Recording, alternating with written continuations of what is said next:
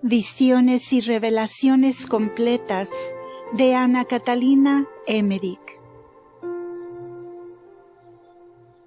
Episodio 38. A través del camino he visto muchos países, moradas y gentes con sus trajes, sus costumbres y su culto, pero casi todo se me ha ido de la memoria.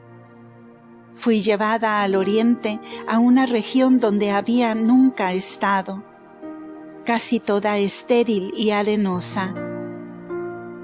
Cerca de unas colinas habitaban en cabañas, bajo enramadas, pequeños grupos de hombres.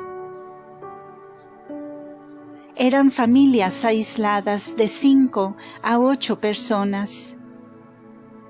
El techo de ramas se apoyaba en la colina donde habían cavado las habitaciones. Esta región no producía casi nada. Solo brotaban zarzales y algún arbolillo con capullos de algodón blanco. En otros árboles más grandes colocaban a sus ídolos. Aquellos hombres vivían aún en estado salvaje. Me pareció que se alimentaban de carne cruda, especialmente de pájaros, y se dedicaban al latrocinio. Eran de color cobrizo y tenían los cabellos rojos como el pelo de zorro. Eran bajos, macizos, más bien gordos que flacos. Eran muy hábiles, activos y ágiles. En sus habitaciones no había animales domésticos, ni tenían rebaños. Confeccionaban una especie de colchas con algodón que recogían de sus pequeños árboles. Hilaban largas cuerdas del espesor de un dedo que luego trenzaban para hacer anchas tiras de tejidos. Cuando habían preparado cierta cantidad, ponían sobre sus cabezas grandes atados de colchas e iban a venderlas a la ciudad. También he visto sus ídolos en varios lugares, bajo frondosos árboles. Tenían cabeza de toro con cuernos y boca grande. En el cuerpo agujeros redondos y más abajo una abertura ancha donde encendían fuego para quemar las ofrendas colocadas en otras aberturas más pequeñas.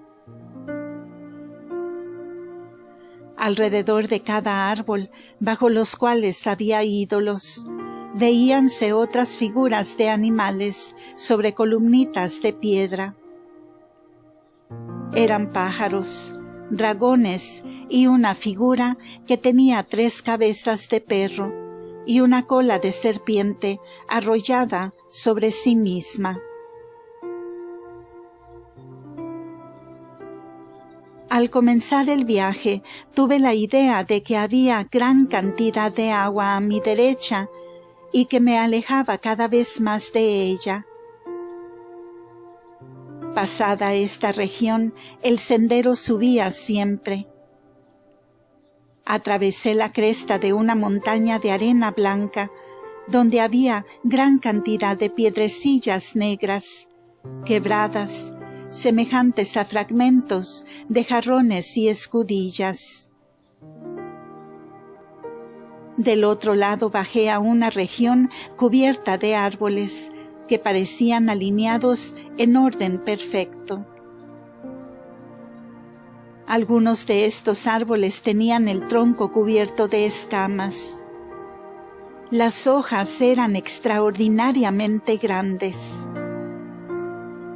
Otros eran de forma piramidal, con grandes y hermosas flores.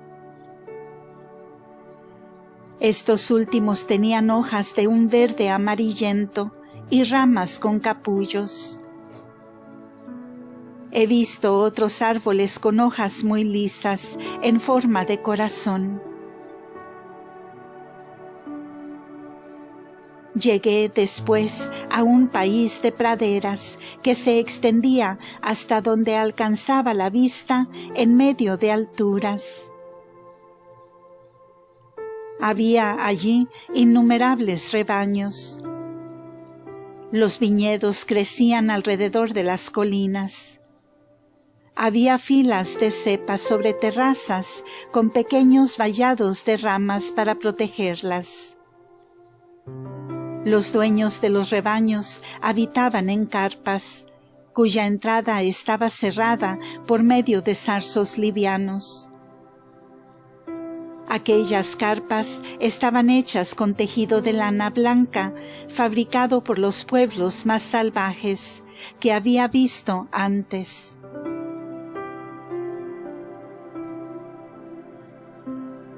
En el centro había una gran capa rodeada de muchas otras pequeñas.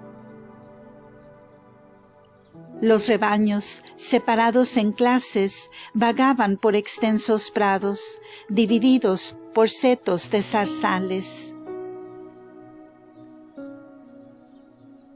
Había diferentes tipos de rebaños, carneros cuya lana colgaba en largas trenzas, con grandes colas lanudas.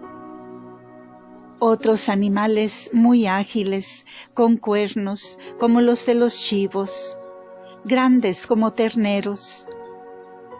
Otros tenían el tamaño de los caballos que corren en libertad en nuestras praderas. Había también manadas de camellos y animales de la misma especie, pero con 2 jorobas.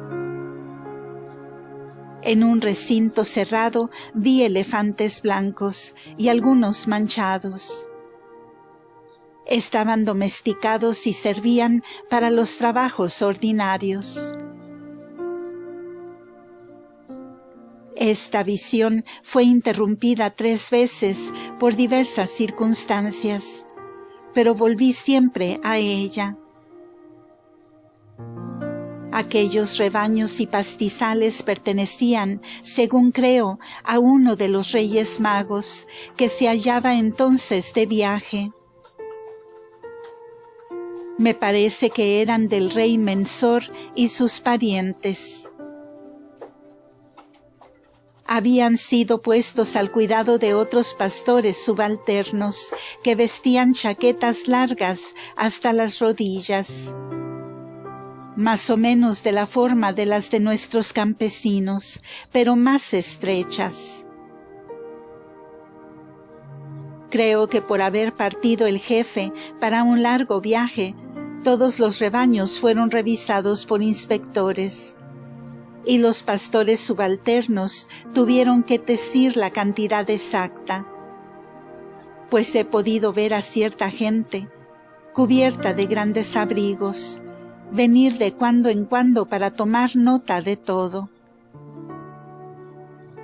Se instalaban en la gran carpa principal y central y hacían desfilar a todos los rebaños entre esta carpa y las más pequeñas. Así se examinaba y contaba todo.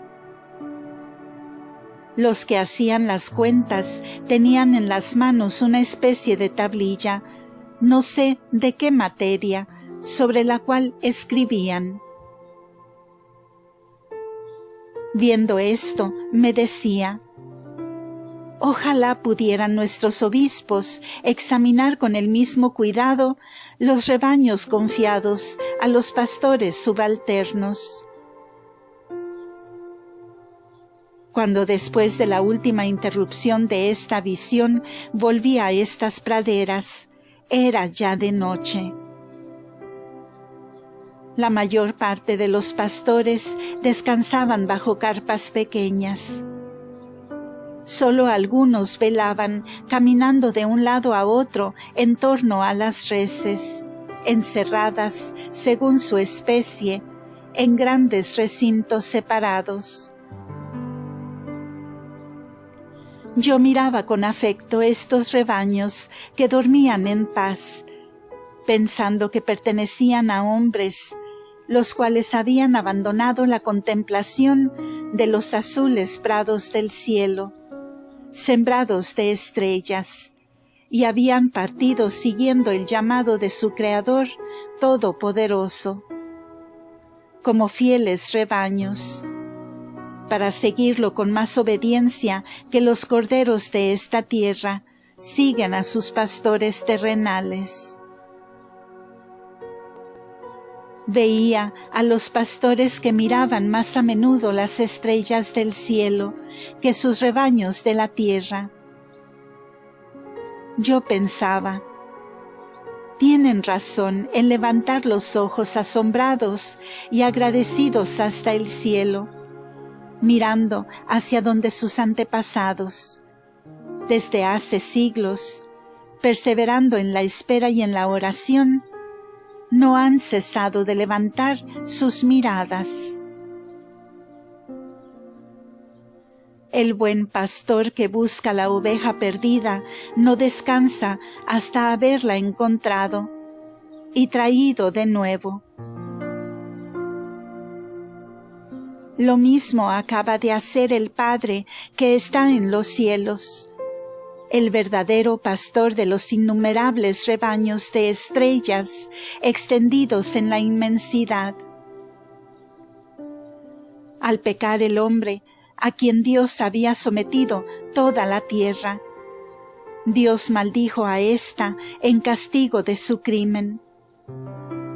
Fue a buscar al hombre caído en la tierra, su residencia, como a una oveja perdida.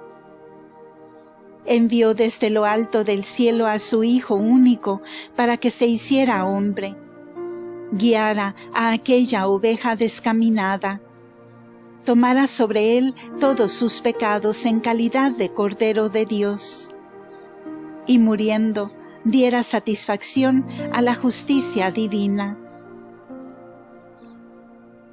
Y este advenimiento del Redentor había tenido lugar. Los reyes de aquel país, guiados por una estrella, habían partido la noche anterior para rendir homenaje al Salvador recién nacido. Por causa de esto, los que velaban sobre los rebaños miraban con emoción los prados celestes y oraban. Pues el pastor de los pastores acababa de bajar de los cielos, y fue a los pastores, antes que a nadie, a quienes había anunciado su venida.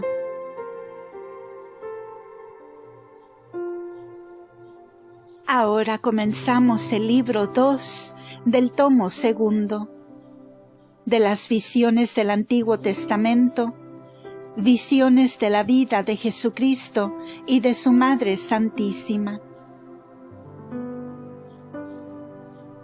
Cuarta parte. Visiones de la vida de Jesucristo y de su Madre Santísima.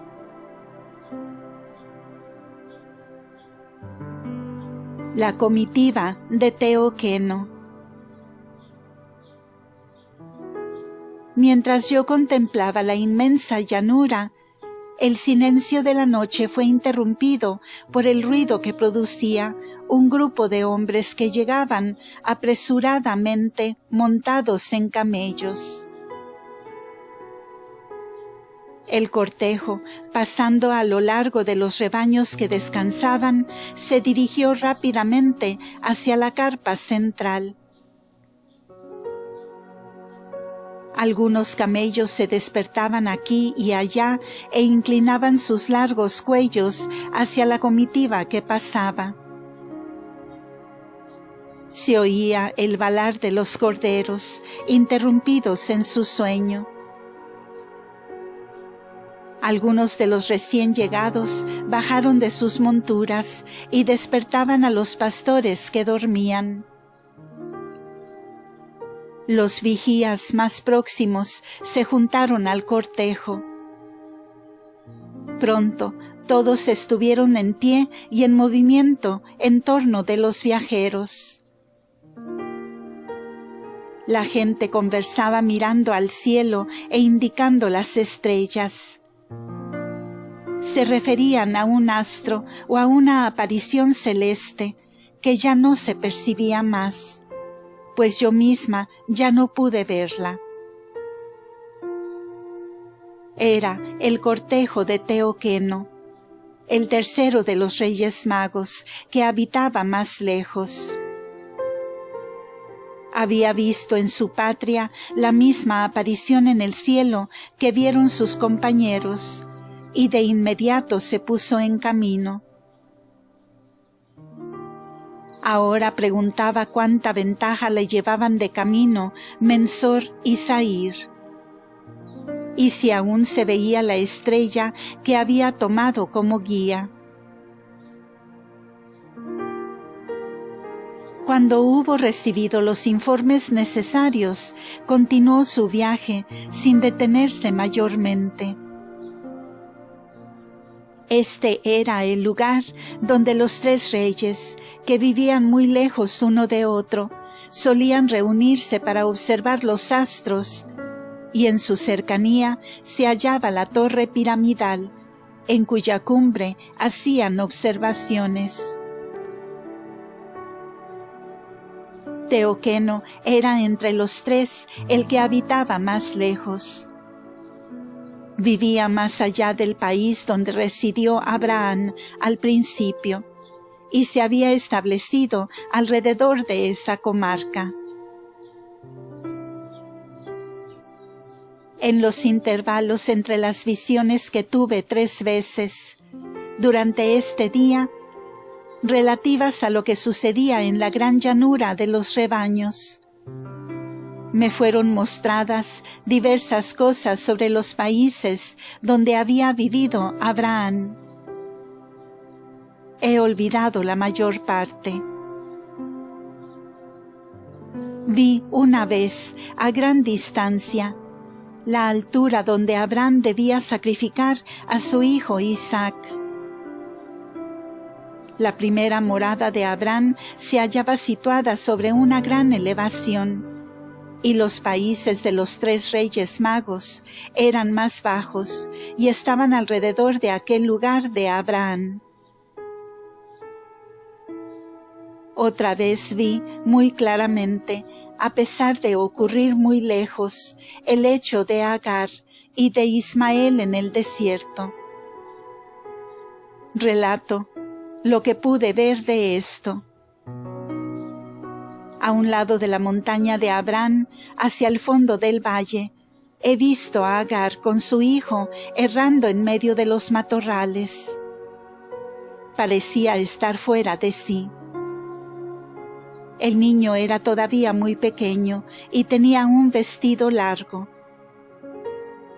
Ella andaba envuelta en un largo manto que le cubría la cabeza, y debajo llevaba un vestido corto, con un corpiño ajustado. Puso al niño bajo un árbol cerca de una colina y le hizo unas marcas en la frente, en la parte superior del brazo derecho, en el pecho y en la parte alta del brazo izquierdo. No vi la marca de la frente, pero las otras, hechas sobre el vestido, permanecieron visibles y parecían trazadas en rojo.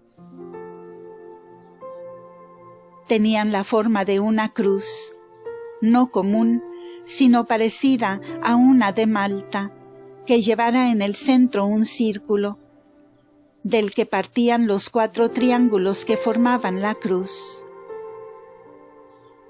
En cada uno de los triángulos, Agar escribió unos signos o letras en forma de gancho, cuyo significado no pude comprender. En el círculo del centro trazó 2 o 3 letras. Hizo todo el dibujo muy rápidamente, con un color rojo que parecía tener en la mano y que quizás era sangre. Se apartó de allí, levantando sus ojos al cielo, sin mirar el lugar donde dejaba a su hijo, y fue a sentarse a la sombra de un árbol como a la distancia de un tiro de fusil. Estando allí oyó una voz en lo alto. Se apartó más aún del lugar primero, y habiendo escuchado la voz por segunda vez, dio con una fuente de agua oculta en el follaje. Llenó de agua su odre, y volviendo de nuevo al lado de su hijo, le dio de beber. Luego lo llevó consigo junto a la fuente, y encima del vestido que tenía las marcas hechas, le puso otra vestimenta. Me parece haber visto otra vez a Agar en el desierto antes del nacimiento de Ismael. Al amanecer, el acompañamiento de Teoqueno alcanzó a unirse al de Mensor y de Sair, cerca de una población en ruinas. Se veían allí largas filas de columnas, aisladas unas de otras, y puertas coronadas por torrecillas cuadradas, todo medio derruido. Aún se veían algunas grandes y hermosas estatuas, no tan rígidas como las de Egipto, sino en graciosas actitudes, cual si fueran vivientes. En general, el país era arenoso y lleno de rocas. He visto que en las ruinas de la ciudad se habían establecido gentes que más bien parecían bandoleros y vagabundos. Como único vestido llevaban pieles de animales echadas sobre el cuerpo y tenían armas de flechas y venablos.